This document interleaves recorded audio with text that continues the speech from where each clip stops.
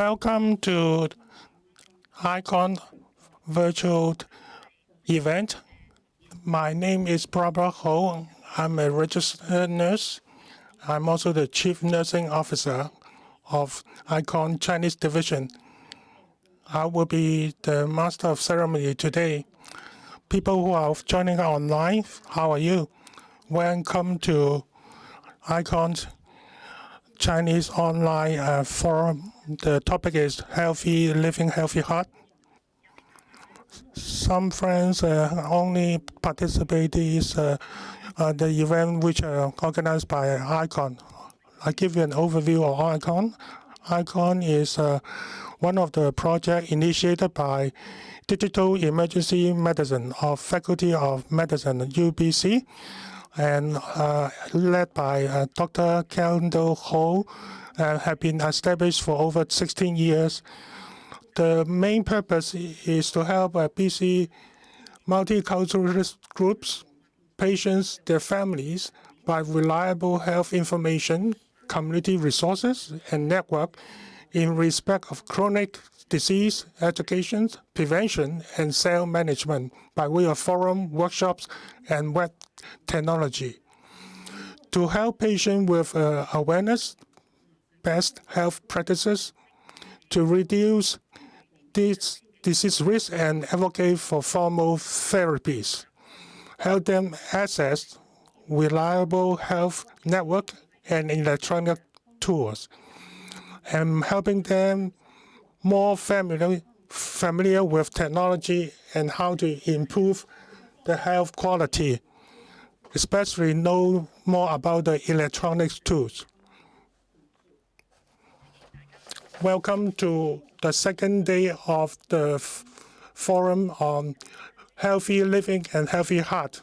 Yesterday, we give an overview of heart disease,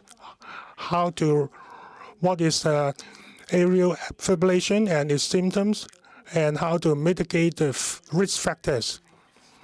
And also look into some electronic tools and online resources, helping people to self-manage.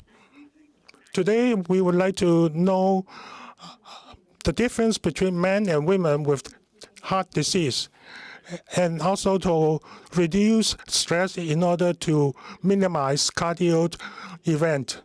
And we'll also learn how to do some practical self-help and lifestyle management to help you stay active. And I would like to introduce the special speakers. The first one is Tara Salak. She's a cardiologist.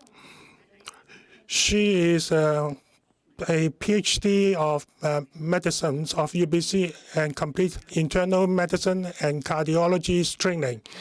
And also she completed specialist training on women's heart health from a university in California, Los Angeles, especially focused on women without any obvious coronary arterial disease, but will have heart discomfort. The next one is Dr. Tigerson, a registered psychologist in BC, practice in a clinic in BC, and also he is also a part-time instructor in many universities in BC.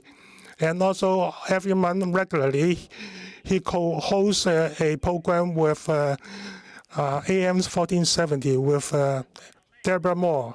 And lastly, there are two registered physiotherapists in Canada. First one is Nicole Dye.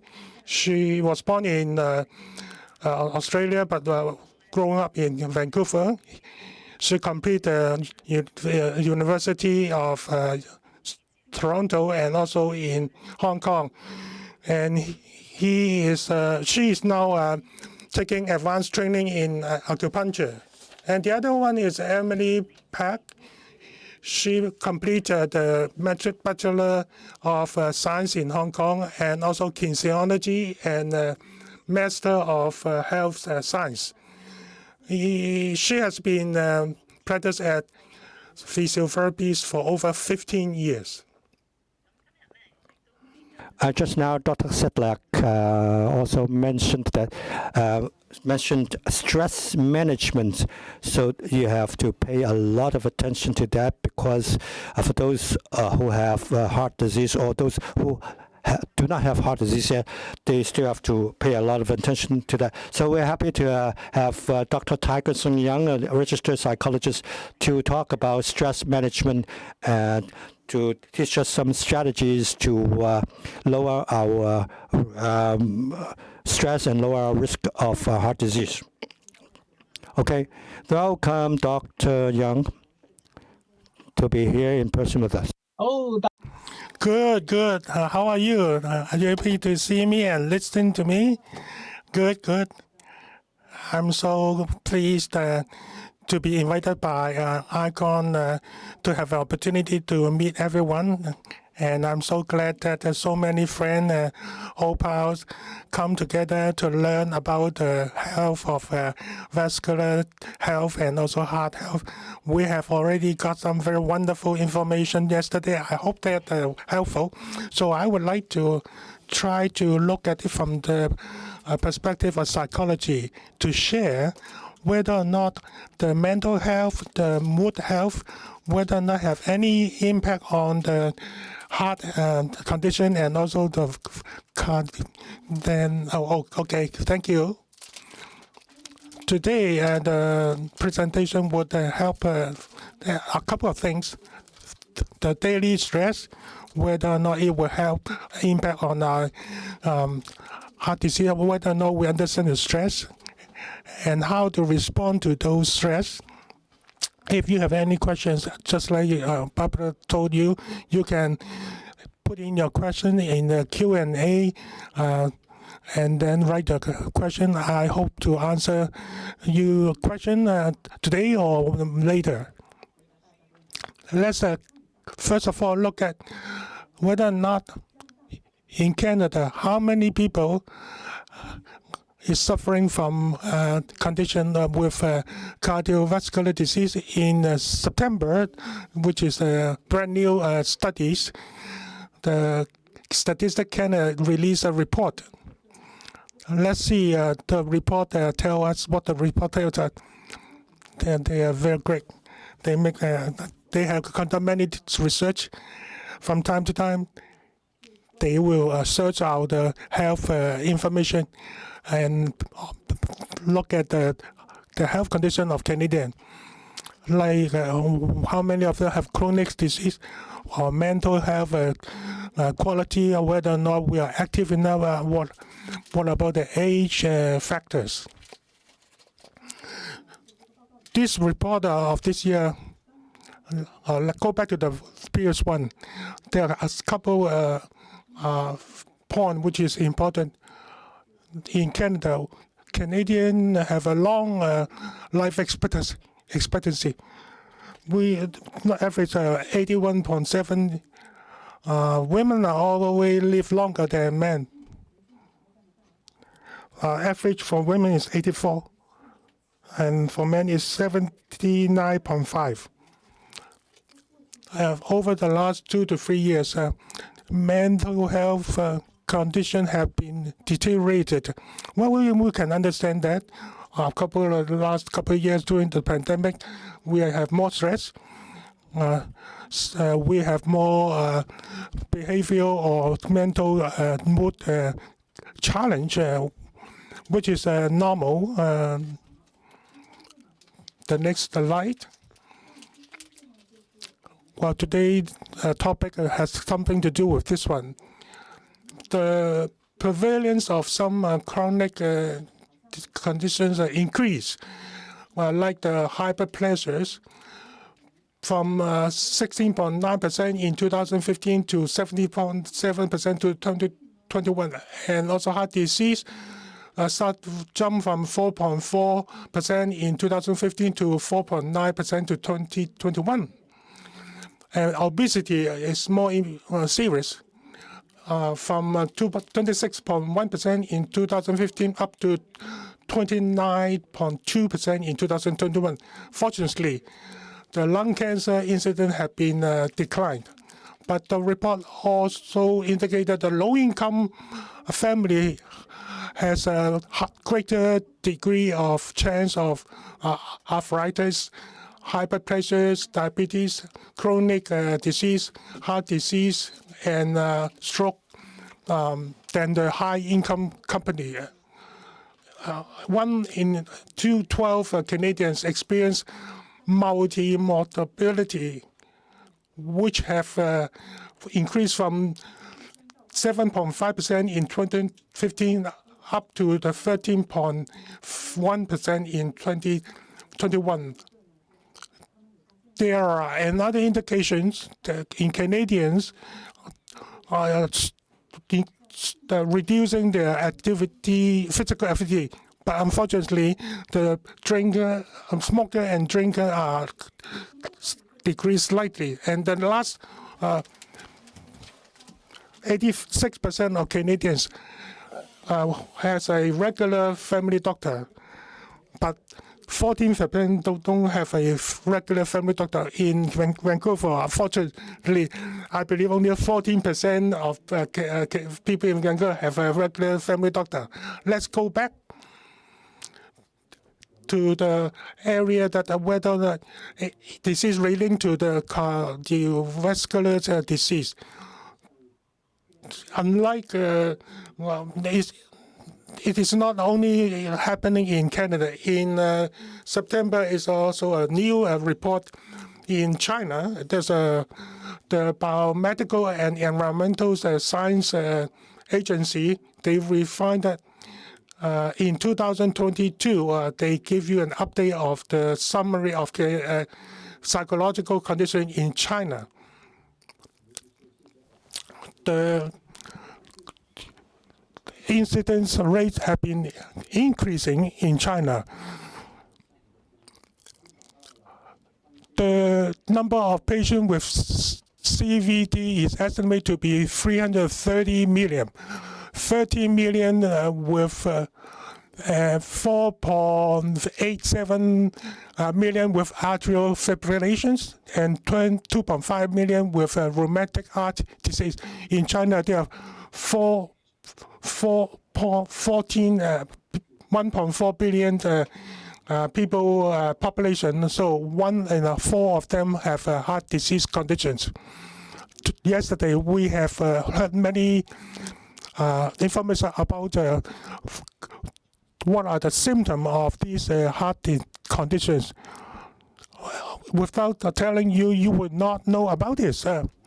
Other than the physical symptoms, when we have suffering on this heart disease and we have some mental or behavioral symptoms. Next slide, such as anxiety, depressions, and poor appetite, sleeping problems, and memory decline, and also mentally more irritable. It's understandable when we are not feeling well, our mood will be compact. It will be affecting our behavior. But not to mention about disease, even though skipping a meal would make us unhappy. In psychology, we are curious to know. Let's look at it from the other way. Will emotional or mental health condition will lead to cardiovascular disease or some heart conditions? Many research have been conducted. Next slide. The degree of optimism and good health is closely related. Interlinked. Next slide. 2019, a medical publication in USA released a report. This report have collected 15 studies of research. Over 200,000 people have been collected, and the data of those and put into the meta-analysis. Through this, this is found discover that whether or not the degree of optimism is related to our health conditions. The data show that the most interesting part is include a ongoing follow-up research to up to 2 to 40 years. So on average, it's a 14 years follow-up. So it is very representative. The next slide. And the findings of the study is that the optimism is going to help us to reduce heart disease and stroke by 35%. Cardiovascular down 14%. Especially, and in particularly, this is factor have nothing to do with the age group. It will be so helpful whether or not you are at different age. So, do you want to be making a fortune? If you want to making a fortune, it's simple. You just need to be optimistic a little bit, then it will help. Because the psychological condition is closely related to our health conditions. There's a trend that we're looking at this. Look at it from the two school of studies, and we call that psychocardiological disease. In brief, the double heart disease. I think you have never heard of it. It's not saying that you got two heart or I have too many heart. Well, the psychology and cardiologically we are related. You have heard that the doctors are the indicator is rated to the heart condition over the last 20 years. The next slide. The psychocardiological disease have been more researched by the practitioners. In a science cardiovascular medicine publication, have published a study from 2001 to 2021. They have made some analysis. It was found that from 2001, all over the world, only 65 reports are on the physical cardiovascular topics. But in 2021, there are 476 reports. So if my balance in the bank account can increase like that, it would be great. So the psychocardiological study have been more important now. Since this is so related, it has so much impact on our heart condition, we need to know about whether or not how much we are stressed. Dr. Tsai have already told that we have a heart disease, but we don't know about that. I'm not sure whether you are also in a condition, whether or not you are aware you are under stress. Is it very interesting? Let's put it this way. It doesn't mean that there are no signal. Our body are very smart. And it sends signal to us. Well, he's coming, that you are stressed. Even though our body or our mental or mood condition will be sending signal to us. Next slide. Physically, there will be a symbol of the following. There will be pain, heart pain, the stomach pain.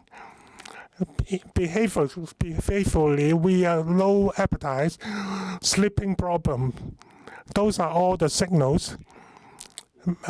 Mood, in terms of mood condition, there are signals like nervous or we are upset, and also withdrawn or irritable. Those are the signals sent to us by our body. He is coming. You are scared now. Do you know that? There were a tendency to try to omit them or overlook them or dismiss them. But if over a long period of time we try to dismiss those signals, it will accumulate to a certain degree. It will impact on our health conditions or functioning. So how to treat the double heart disease? In 2022, there's Frontiers in Psychologist publication released a report. One of the area is to treat the problem from two ways. When we are having a heart disease or cardiovascular disease, we only look at the physical symptom. We overlook the emotional symptoms. So when people are trying to get treatment, we don't look at the other side of the problem. We only look at the physical side. We don't look at the mental condition and the mental need. So this report, it indicated that one of the area that treatment should be changed is to include the other side. Both sides should be treated. There's a way of treating to using anti-depression medicines or anti-depression medicines, and there are some mental therapy like the cognitive behavioral therapy, positive thinking therapies. It will be helpful to the double heart disease. Next slide. What is the cognitive behavior therapy? It will be helpful to change the way of thinking. Remember, we have talked about this. If you want to be making a fortune, no, not buying 649. You have to be a little bit optimistic. Exactly.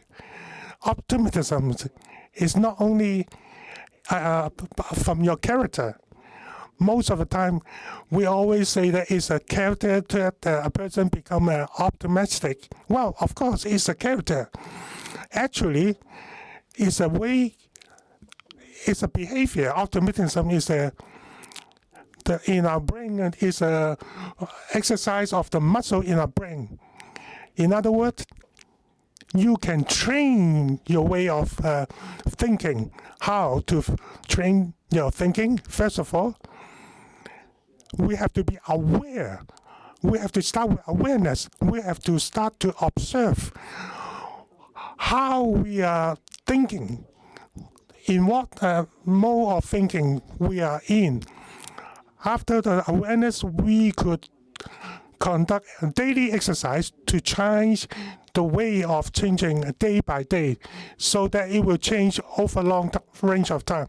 Many people told me that, oh, it's very difficult. Well, it's not easy, of course. But it's not easy doesn't mean it's impossible, right? Say, every day, don't be too aggressive. Just change 1%. Just one tiny step every day. After 3 weeks, we have changed 20%. So changing is requiring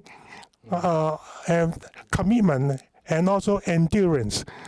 If you can keep doing it for 4 to 6 months to be trained and to spend time to change the way you think, the perspective, you can see the wealth accumulate. The next slide. Double heart disease is a new direction of perspective. Look at this problem. The good news is there are room for improvement. There are many things can be done. One of the way to change how to measure the psychological and mental condition. Normally, we will look at some chart we have a degree of chart from 1 to 10, whether how upset you are, how emotional you are. We hope that in the future there will be some objective parameters to measure those mental or stressless conditions.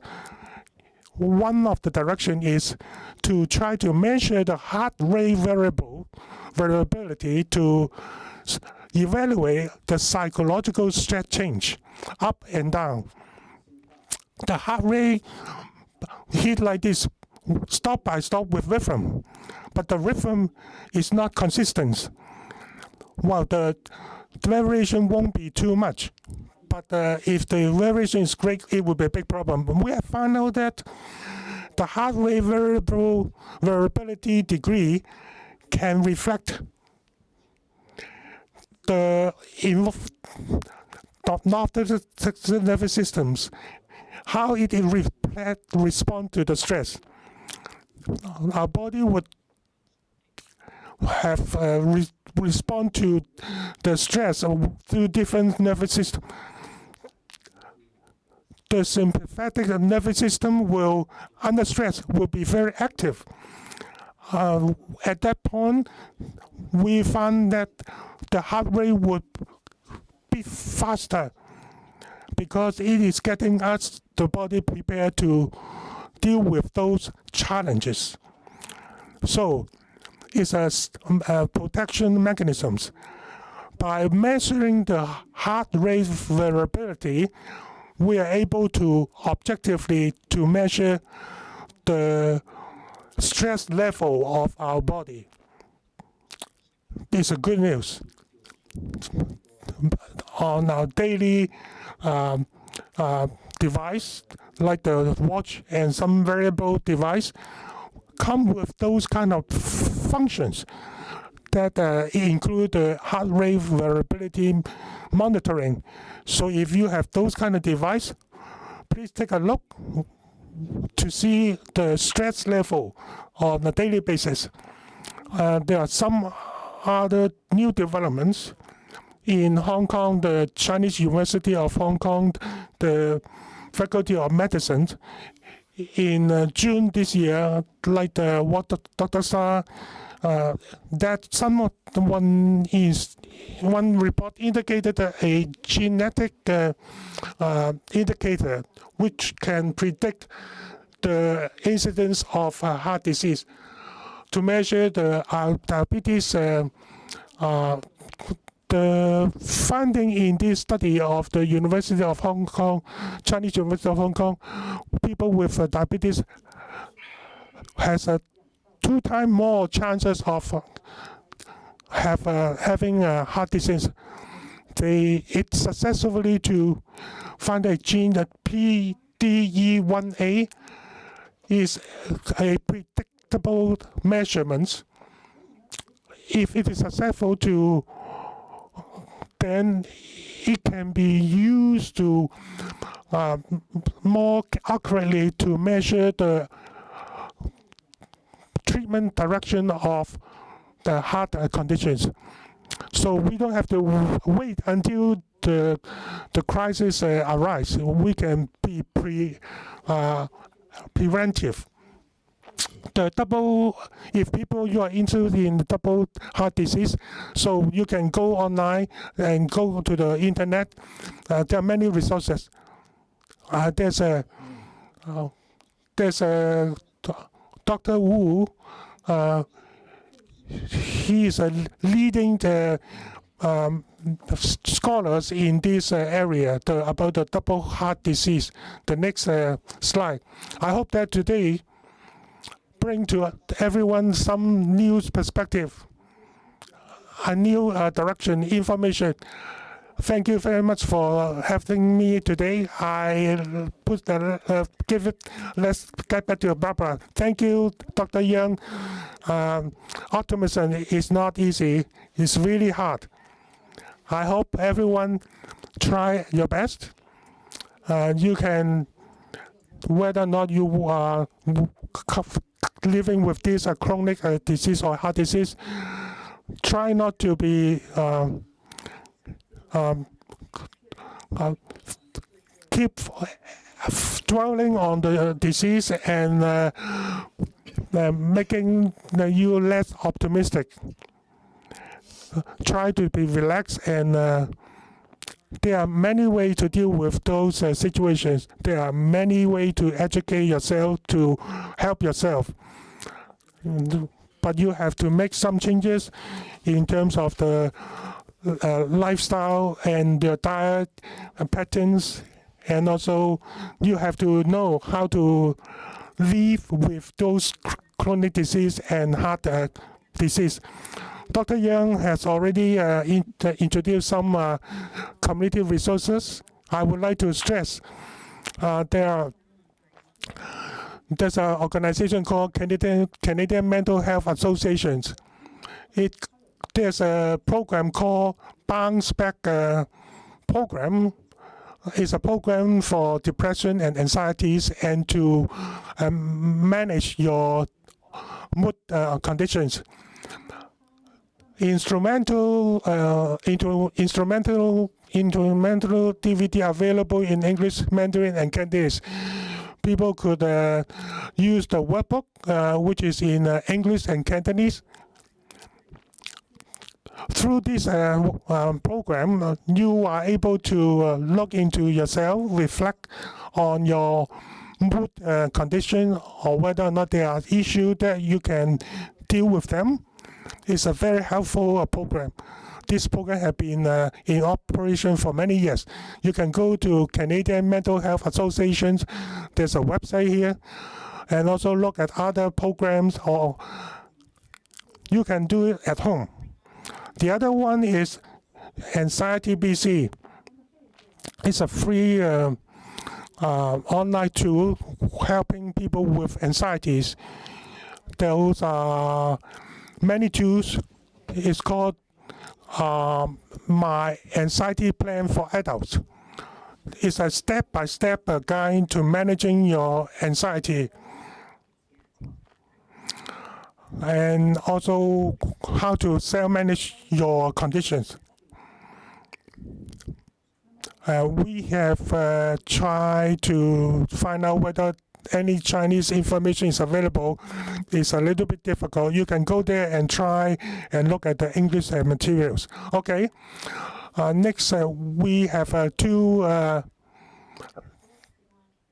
You can see on screen there are many other community resources.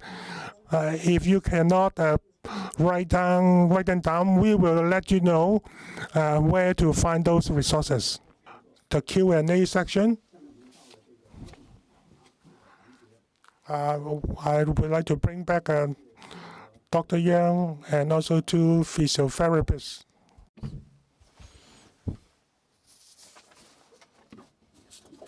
Hi, how are you guys? Thanks for staying and answering our questions. So people in the audience, if you still have questions, you can still write them in. I'm sorry that the cardiologists and other medical practitioners are not here to answer questions, but if you have questions for them, we hope that come January we'll have another session where we can answer all the questions that you have submitted. For the time being, we have just a few questions for you guys. I want to ask Dr. Young, you were talking about reducing stress. So what are the ways to reduce stress? Really, I mean, usually if you're too busy at work, you don't have time for any doing any fun things. So people say that, well, you can do things to reduce stress. I don't have time for that. I have very busy work schedules. What can we do? What ways that you can recommend us to reduce stress? Well, it's a very good question because I have that problem myself. Well, let's put it this way. Well, I'll tell you some good news. It's not like I have to sit down still for 1 hour or go to the gym to run and all that. Very simple. Even 3 minutes and 5 minutes you can start that. That's already enough. It's a good start. And if you can keep that up, just take a little bit of time every day, 3 to 5 minutes, like Emily was saying. Those exercises, you do a little bit of that. Start with 5 minutes and build up, and then make it a routine, and then you can build it up gradually. That's the optimal way. So there are many, many tools. For example, singing, dancing, drawing, writing poetry, writing essays, or simple enough, just go out and walk in the park, take a walk in the park. So that's one way to reduce the stress, Gesundheit. And then so you can just sit still. You don't have to do this and do that. You can still do these things. So that is a very good recommendation. So whatever, wherever you are, or wherever you live, or what kind of environment you live in, you still can take advantage of your environment to reduce your stress, to relax, to chill out, singing or dancing. Well, those are fun things, right? So yeah, well, I think you guys can learn how to sing and. Just buy a karaoke machine. You can think about that. I mean, even if you don't have 5 minutes a day, well, there's still another way. Sleep. Yes.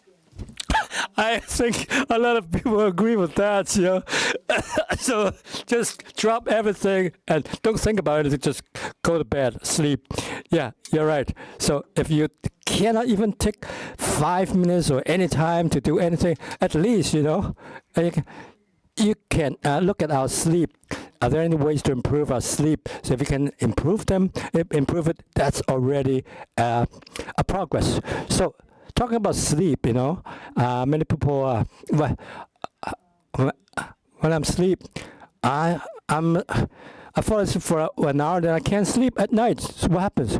Well then, what you need to do is before you sleep, before you go to bed, so you set your alarm clock, okay? And then when it comes time, so it wakes you up. So, but don't take a nap very late in the afternoon, for example, before 1 or 2 p.m. you take a nap, and not to take a nap for longer than 20 or 30 minutes. That's the general recommendation. Of course, it all depends each person's health status. So, okay, if you want to make up for your sleep, fine. But I see some people who sleep for, like Barbara said, for 5 hours. That's too much, man. Right, you're right. Yeah, that's a very good recommendation. Thank you, Dr. Young. And now, Em and Nicole, we have a question for you guys. This is a difficult one, maybe not for you, but an attendee says he wants to know, or she wants to know that he or has to improve his or her lifestyle to do exercises, but this person wants extreme, sedentary like a couch potato, right? So to start, how to motivate this person? Yeah, people like a couch potato. Well then, like Dr. Young says, to start with, when you start, don't ask too much for yourself. 3 to 5 minutes is a good start already. So if you don't even start with 3 or 5 minutes, no, you can't make it. So have a good start and then be persistent, okay? And then you said in the morning, after you wake up, after you brush your teeth, after you have breakfast, you give yourself 3 to 5 minutes to do some exercises. That's not too difficult, right? So when you start developing that habit, do it every day, then you develop a good routine. So after you've started this routine, then you will notice some physiological changes. A lot of people notice that, I have more energy, I can sleep better. So because after you're doing exercise, you've exerted. So at night you feel more tired, you sleep better, and you have more energy, and you want to do more exercise. It's a good cycle, not a vicious cycle, a good cycle. Actually, I think it's it's you can addictive. It could be addictive. For sure, you have to know your health status. Maybe medical professionals will tell you, well, you have to do just simple exercises to start to reduce weight, or maybe you have some chronic diseases developing, so you have to increase your activity level and as well as the time to do activity. So you have to be determined, okay? And although sometimes you say that, well, doing exercises, it doesn't mean you have to run or you have to swim or you do strenuous exercises. I think some people will just, they've never done any exercises, but even a little bit of house chores, house activity, that's good enough. That's a good start already. So if you're so lazy, a lazy bone, but you still have to do it, right? Even vacuuming or dusting or mopping the floor, that's already some kind of activity. It's better than sitting there all day watching TV or whatever. So then you increase your time, increase your intensity a little bit. So it will help. Another recommendation is that, of course, different folks, different strokes. So, but some people like to do it at home. Some people like to be accompanied, or somebody lead them to it, or somebody to push them. That's better for them. Actually, there are many resources in the community. For example, in Vancouver, there are many community centers. For example, exercise classes. They're cheap and they're fun. So you can think about going out and join other friends and your buddies, and have an instructor lead you. Do it every week. It's not only good for your body, it's also good socially. Right. That's a very, very good recommendation. It doesn't matter which area you live in. There is always a community center which offers these facilities, and there are also classes for those who can join if you are interested in those. So that's a very good recommendation. Thank you. And then there's an attendee who wrote a question. Rubber band stretching exercises. Can you do it every day? Using elastic bands, is it good to do it every day? Yes, of course. Because elastic bands, there are different challenging levels. So I'm using different colors. So red is the easiest. So use do simple movements and then build up to more intense movements. That's no problem. When you do it, say after you've warmed up, or do you do it after you've warmed up, or how do you start? I've never done elastic bands. Well, if you, of course, it's best to have warm up first. So we call it a kind of resistance. So we have one here. So it's it's for resistance, meaning you have to exert, you have to use some strength to pull it, and if you do not warm it enough, then you're likely to get hurt when you pull. Actually, it's kind of dangerous if you do not control it well. So remember, when you do elastic bands, use slow movements. Don't jerk. Don't go too fast. If you go too fast, and then you may sprain your muscles. Actually, elastic bands has resistance. It helps train your muscles. There are many ways you can do it. You can hold it for 5 seconds and then slowly bring it back, and so you strengthen your arm muscles, or you can put it on top of your head and all that. So many ways to do it. That's very good. Next question for Dr. Young is about depression. Okay, depression. I think this person maybe has someone who suffers from depression. How can you help this person? How can you start helping this person? Okay, well, that's a good question, but it's a very major issue. Well, we can look at it from different perspectives. First, how the mood, where's the source? What's the source of the, is it hereditary, or is it a long-term thing, or so we have to find out in order to treat it properly. So generally speaking, there are many things that we can do. For example, if you want a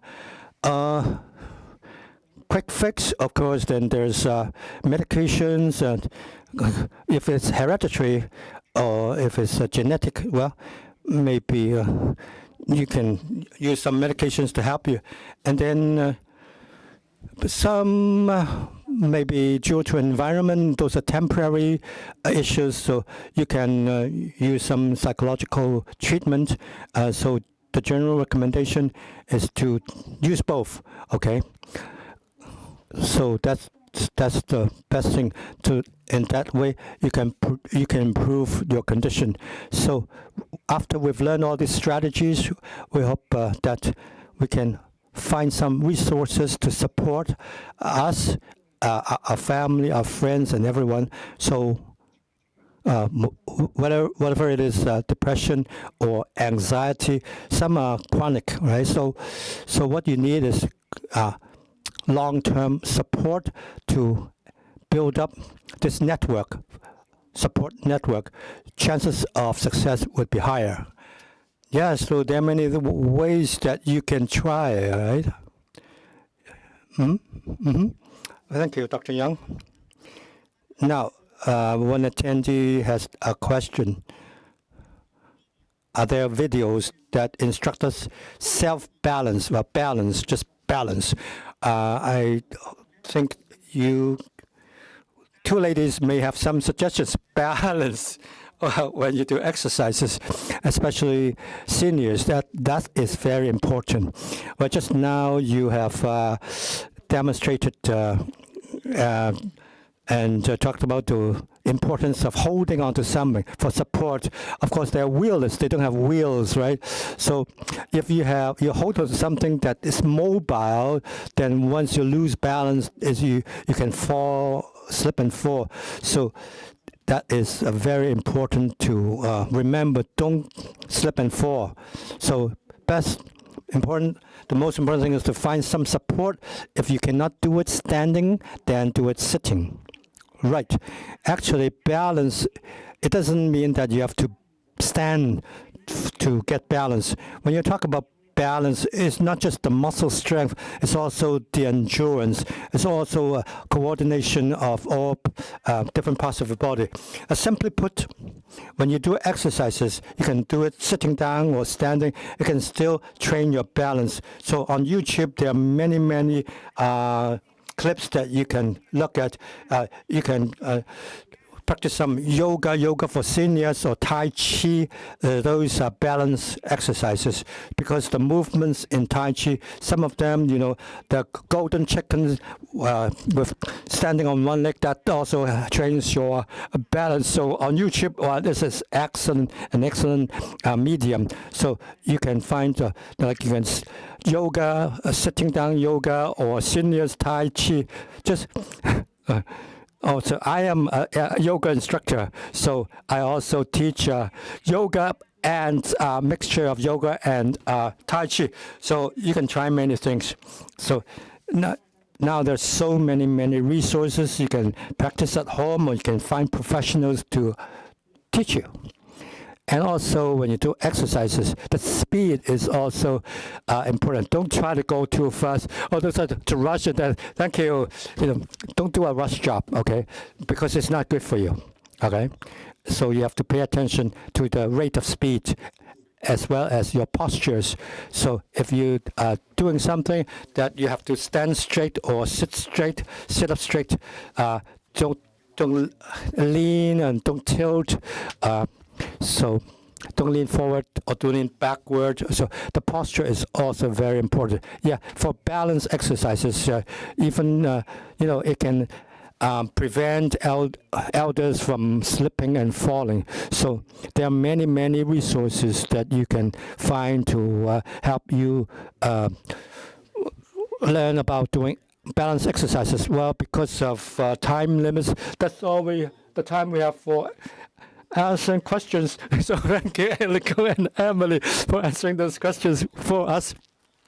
So if Anyone who missed the presentations of today, well, later on, you can just click on our recordings on our iCON website, and if you have not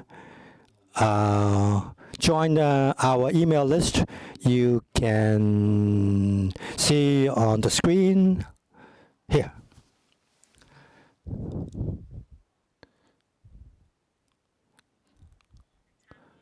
And be part of our email list.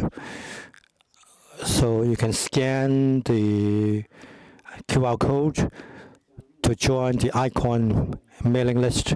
And then in future, when we have activities, events, we will contact you. We'll let you know directly. We thank you to our speakers of today, Dr.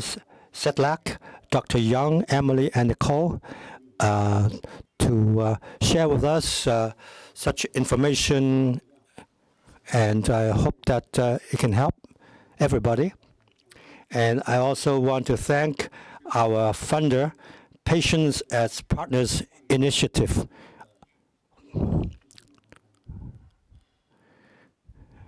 And we want to thank our community partners. There, you can see 15 of them on the screen, or actually 14. Of 13. And also we want to thank our media partners, 8 of them here, to publicize and let the public know our work. And we also want to thank the partners at Viewing Hubs. Today we have 2. Yesterday we had 4. For example, CRC Health Center, South Vancouver Neighborhood House, Success, and the day program for elders, as well as Villa Cathay. We thank you to our interpreters. I'm not going to name them all today. And we also want to thank, yes, again, our interpreters, and Shani, Wenhui, and Cliff. We thank L&B, the interpretation services, for doing our interpretation.